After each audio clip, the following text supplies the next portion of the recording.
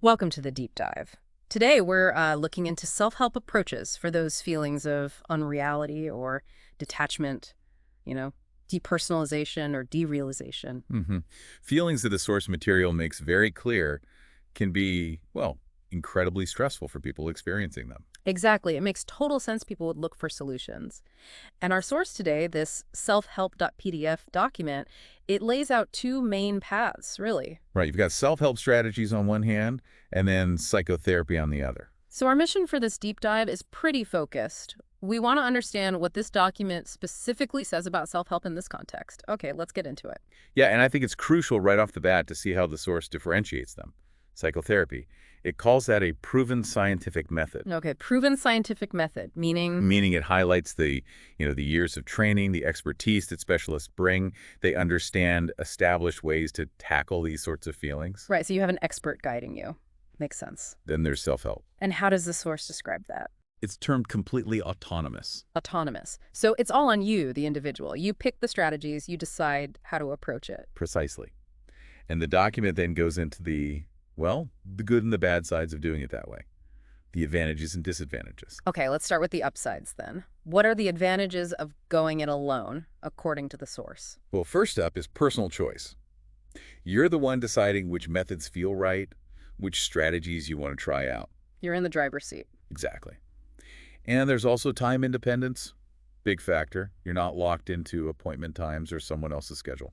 Yeah, I can see how that would appeal. What else? It also mentions no accountability to others. Uh, You're basically answering only to yourself. okay. Complete control, essentially. And maybe the biggest draw the source suggests is this potential for a greater sense of independence and self-determination. Ah, right. If you're feeling disconnected or not in control, taking charge of your own approach could feel really, really empowering. I get that. That sense of empowerment is definitely a key point. Hmm.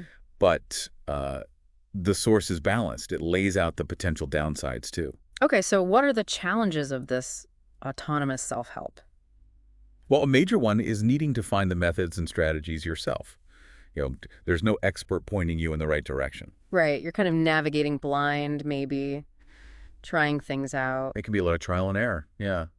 Which could be, well, frustrating or even discouraging if you're already feeling vulnerable. That seems like a pretty significant hurdle, doesn't it? Finding what actually works. Definitely. And related to that is the need for constant self-motivation. Mm. There's no therapist or group encouraging you, keeping you on track. Mm-hmm. It all comes from within. That takes energy, especially when you might be feeling drained already. Exactly. The source also highlights the lack of a sounding board, Meaning? meaning there's no one built in to talk through successes or, failures, no one to give feedback or just Because listen. you're processing it all internally. Yeah, yeah.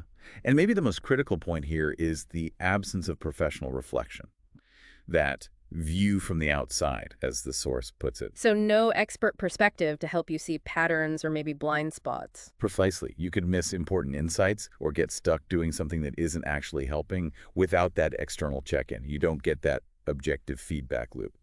Yeah, that lack of outside perspective could potentially, maybe even make someone feel more lost or isolated, couldn't it?